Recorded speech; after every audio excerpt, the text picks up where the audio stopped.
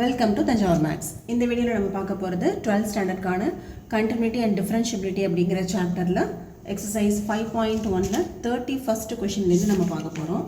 இந்த 31லேருந்து 34 வரைக்கும் உள்ள இந்த 4 கொஷின்ஸுமே எதை பேஸ் பண்ணுது அப்படின்னு பார்த்தீங்கன்னா காம்போசிட் ஃபங்க்ஷன் அப்படின்னு சொல்லி நம்ம படிச்சிருப்போம் இல்லையா, அது plus algebra of continuous functions அப்படின்னு சொல்லிட்டு ஒரு டாபிக் வந்து நம்ம பார்த்துருப்போம். அதாவது உங்களோட டெக்ஸ்ட் புக்லேயே இருக்குது பாருங்கள், algebra of continuous functions. Algebra அப்படின்னு சொன்னாவே என்னென்னா அடிஷன், சப்ராக்ஷன், மல்டிப்ளிகேஷன், டிவிஷன், இதை தான் நம்ம வந்து அல்ஜிப்ரா அப்படின்னு சொல்லுவோம். ஸோ ரெண்டு ஃபங்க்ஷன் எஃப் ஜின்னு சொல்லிட்டு ரெண்டு ஃபங்க்ஷன்ஸ் எடுத்துக்கிறோம். அந்த ரெண்டு ஃபங்க்ஷனும் வந்து கண்டினியூஸாக இருந்துச்சுன்னா கண்டிப்பாக எஃப் ப்ளஸ் ஜியும் கண்டினியூஸாக இருக்கும், எஃப் மைனஸ் ஜியும் கண்டினியூஸ் தான். அதே போல் மல்டிப்ளை பண்ணாக்க எஃப் டாட் ஜி அதுவும் கண்டினியூஸ் ஃபங்க்ஷன் தான். F divided by G where G is not equal to 0, ஏன்னா டினாமினேட்டர் வந்து 0வாக இருக்கக்கூடாது இல்லையா. ஸோ இது எல்லாமே என்னதான்னா கண்டினியூஸ் தான்.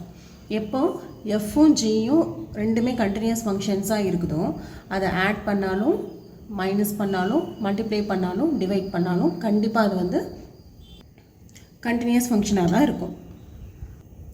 அதே போல் இந்த தியரம் 2 அப்படின்னு சொல்லி கொடுத்துருக்காங்க பாருங்கள். Suppose F and G are real valued functions such that f composite g is defined at c. If g is continuous at c and f is continuous at g of c, then f composite g is also continuous at c.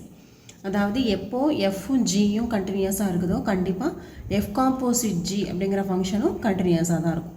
இப்போ இந்த results எல்லாம் use பண்ணி தான் நம்ம 31லேருந்து 34 வரைக்கும் உள்ள எல்லா கொஷின்ஸுக்கும் நம்ம வந்து ஆன்சர் வந்து எழுத போகிறோம். ஸோ இப்போ 31st கொஷினுக்கு போகலாம்.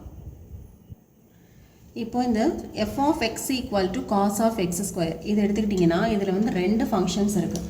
ஒரு ஃபங்க்ஷன் என்ன அப்படின்னு பார்த்தீங்கன்னா இந்த காஸ் அப்படிங்கிற ஃபங்க்ஷன், இன்னொன்று ஒரு பாலினாமியல் எக்ஸ் ஸ்கொயர் அப்படின்னு சொல்லிட்டு ரெண்டு ஃபங்க்ஷனாக இருக்குது. இது சிங்கிள் ஃபங்க்ஷன் கிடையாது, இதில் ரெண்டு ஃபங்க்ஷன்ஸ் இருக்குது. ஸோ நம்ம ஃபஸ்ட்டு வந்து ரெண்டுத்தையும் தனித்தனியாக பிரிச்சுக்கலாம். அது எப்படி பிரிக்க போகிறோம் அப்படின்னு பார்த்தீங்கன்னா let G of X equal to cos x அப்படின்னு எடுத்துக்கலாம். இந்த cos ஃபங்க்ஷன் அப்படியே g of xன்னு எடுத்துக்கிறோம். நெக்ஸ்ட்டு h of x அப்படிங்கிற ஃபங்க்ஷனை x ஸ்கொயர் அப்படின்னு எடுத்துக்கிறோம்.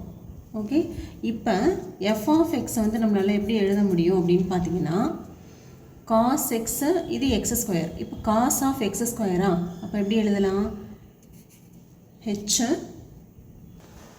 அதாவது h கிடையாது g of h of x அப்படின்னு எழுதிடலாம். ஏன்னா g of xங்கும் போது cos x, h of xங்கும் போது x ஸ்கொயர்.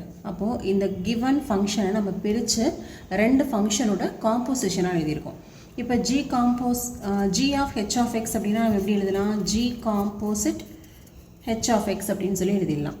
இப்போ கண்டிப்பாக இந்த cos xங்கிறதும் ஒரு கண்டினியூஸ் ஃபங்க்ஷன் தான், எக்ஸ் ஸ்கொயருங்கிறதும் ஒரு கண்டினியூஸ் ஃபங்க்ஷன் தான். இதெல்லாம் நம்ம ஆல்ரெடி பார்த்த ரிசல்ட்ஸ் தான்.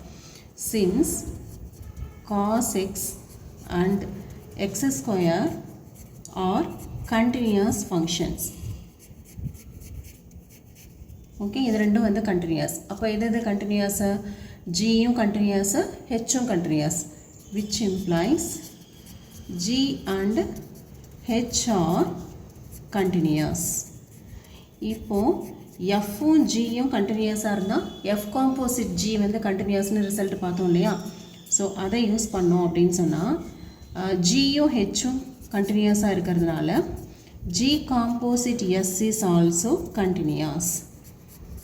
ஓகே, இப்போது ஜி காம்போசிட் ஹெச்சுங்கிறது தான் என்னது, எஃப். ஓகே, அப்போது F is also continuous. So இவ்வளோ தான் அதுக்கு வந்து ப்ரூஃபு. இதை கண்டினியூஸ் ஃபங்க்ஷன் சொல்லி தான் நம்மளை வந்து ப்ரூவ் பண்ண சொல்லியிருந்தாங்க. ஸோ இதில் வந்து ரெண்டு ஃபங்க்ஷனாக இருக்குது. ஒரு ஃபங்க்ஷனை வந்து g of xன்னு எடுத்துக்கிறேன், இன்னொரு ஃபங்க்ஷனை h of xன்னு எடுத்துக்கிறேன். அப்போது அது ரெண்டையும் வந்து காம்போசிஷனாக எழுத முடியுது. ஏற்கனவே நமக்கு cos xம் எக்ஸ் ஸ்கொயரும் கண்டினியூஸ் ஃபங்க்ஷன் தான், அதனால் அதோட composition is also a continuous. Therefore we can say f is a continuous function. ஓகே, இதே மாதிரி தான் கொஷின் நம்பர் 32வும் இப்போ நம்ம ப்ரூஃப் எழுத போகிறோம். இப்போ இதுலேயும் ரெண்டு ஃபங்க்ஷன் இருக்குது. எப்படின்னு பார்த்தீங்கன்னா நமக்கு வந்துட்டு cos x அப்படின்னு சொல்லிட்டு ஒரு ஃபங்க்ஷன் இருக்குது, இன்னொன்று மாடுலஸ் எக்ஸுங்கிற மாதிரி ஒரு ஃபங்க்ஷன் இருக்குது. மாடுலஸ்குள்ளே தானே இந்த cos x இருக்குது, அதனால் இங்கேயும் நம்ம வந்து ரெண்டாக வந்து எழுதிக்க போகிறோம். Let g of x equal to modulus of X. நீங்கள் எப்படி வேணாலும் எழுதிக்கலாம், பட் அங்கே காம்போசிஷன் போடும்போது கரெக்டாக போடணும். h of x equal to cos x. இதை நீங்கள் மாற்றி கூட எழுதிக்கலாம், ஹெச்சையும் ஜியும். இப்போது இது ரெண்டு எழுத முடிஞ்சோம் அப்படின்னா f of x வந்து எப்படி எழுதலாம், h cos x தான் வந்து உள்ளார வரணும் இல்லையா, g of h of x. Okay, இது g composite h of x அப்படின்னு எழுதிடலாம். ஏற்கனவே நமக்கு என்ன தெரியும், மாடுலஸ் எக்ஸும் கண்டினியூஸ் தான், காஸ் எக்ஸும் கண்டினியூஸ் தான். இதெல்லாம் வந்து ஆல்ரெடி ப்ரூவ்டு ரிசல்ட். மாடுலஸ் ஃபங்க்ஷனும் வந்து கண்டினியூஸ் ஃபங்க்ஷன்னு ப்ரூவ் பண்ணியிருக்கோம், காஸ் எக்ஸும் கண்டினியூஸ் ஃபங்க்ஷன்னு ப்ரூவ் பண்ணியாச்சு. ஸோ இப்போது அந்த 31st எழுதுனா அதே மாதிரி தான் ரீசன் எழுத போகிறோம். Since modulus X and cos X இது ரெண்டுமே வந்து என்னது தான் கண்டினியூஸ் ஃபங்க்ஷனாக இருக்கிறதுனால we can say g and h இது ரெண்டுமே வந்து கண்டினியூஸ் தான். ஓகே, கண்டினியூஸ் நான் வந்து ஷார்ட் அப்படி போடுறேன். நீங்கள் எழுதும் போது ஃபுல்லாக எழுதணும், இந்த மாதிரி எழுதக்கூடாது. இப்போது ஏன்னா மாடுலஸ் எக்ஸ் தான் ஜின்னு எடுத்திருக்கோம், காஸ் எக்ஸ் வந்து ஹெச்னு எடுத்திருக்கோம், அப்போ ஜியும் ஹெச்சும் கண்டிப்பாக கண்டினியூஸ் தான். ஜியும் ஹெச்சும் கண்டினியூஸாக இருந்தால் G composite H is also continuous. G composite ஹெச்சுங்கிறது எதுக்கு ஈக்குவல், எஃப்க்கு equal, which implies F is a continuous function. Okay, இதை தானே நம்மளுக்கு ப்ரூஃப் பண்ண சொல்லியிருந்தாங்க. ஸோ ப்ரூஃப் வந்து முடிஞ்சிருச்சு, ஹென்ஸ் ப்ரூஃப். ஓகே, இதே போல் கொஷின் நம்பர் 33. அடுத்து என்ன சொல்லியிருக்காங்கன்னா, இந்த சைன் ஆஃப் மாடுலஸ் எக்ஸ் அப்படின்னு சொல்கிற இந்த ஃபங்க்ஷன் வந்து கண்டினியூஸாக இருக்குதா அப்படின்னு சொல்லி செக் பண்ண சொல்லியிருக்காங்க. நான் வந்து ஃபஸ்ட்டு இந்த ஃபங்க்ஷனை எஃப் ஆஃப் எக்ஸ்ன்னு சொல்லி எடுத்துக்கலாம். F of X equal to sine of modulus of X. இப்போ இதுக்குள்ளேயே எத்தனை இருக்குது, ரெண்டு ஃபங்க்ஷன்ஸ் இருக்கு இல்லையா. ஸோ அதே போல் G of X equal to sine X and H of X equal to modulus of X. இப்படி வந்து ரெண்டாக பிரித்து எழுதிக்கலாம். அப்போ கிவன் ஃபங்க்ஷன் எஃப் ஆஃப் எக்ஸை வந்து நம்மளால் எப்படி எழுத முடியும் அப்படின்னு பார்த்தீங்கன்னா G of H of X அப்படின்னு எழுதிக்கலாம். ஏன்னா ஜிங்கிறது வந்து சைனு, ஹெச்சுங்கிறது மாடுலஸ். அப்போது சைன் ஆஃப் மாடுலஸ் எக்ஸ் அதை எப்படி எழுதிக்கலாம், this is equal to G composite H of X. இது வந்து எஃப் ஆஃப் எக்ஸோட வேல்யூ. ஸோ ஆல்ரெடி நமக்கு சைன் எக்ஸும் இந்த மாட் எக்ஸும் வந்து கண்டிப்பாக வந்து கண்டினியூஸ் ஃபங்க்ஷன்னு தெரியும். So since sine X and mod X are continuous, so கண்டிப்பாக g and h are continuous. Next, g யும் h யும் continuous-ஆ இருந்தா g composite h is continuous. So இந்த proofலாம் வந்து ரொம்ப easy. Maybe இது 2 markல கேட்கலாம். Therefore, g composite hங்கிறது தானே fக்கு ஈக்குவல்னு சொல்லியிருக்கோம். So f equal to sin of mod x is continuous. ரொம்ப சிம்பிள் தான் இந்த ப்ரூஃப்ஸ் எல்லாம். ஒன்று தெரிஞ்சாவே போகிறோம், நீங்கள் எல்லாத்தையும் ஆட்டோமேட்டிக்காக நீங்களாவே எழுதிடலாம். Next question number 34. இங்கேயும் ரெண்டு ஃபங்க்ஷன் இருக்குது, ரெண்டுமே வந்து மாடுலஸ் ஃபங்க்ஷன் தான். இது வந்து find all points of discontinuity அப்படின்னு கேட்டிருக்காங்க. ஃபஸ்ட்டு இது வந்து கண்டினியூஸாக இருக்குதான்னு பார்த்துக்குவோம். டிஸ்கண்டினியூஸாக இருந்தால் தானே நம்ம வந்து பாயிண்ட் சொல்லணும்.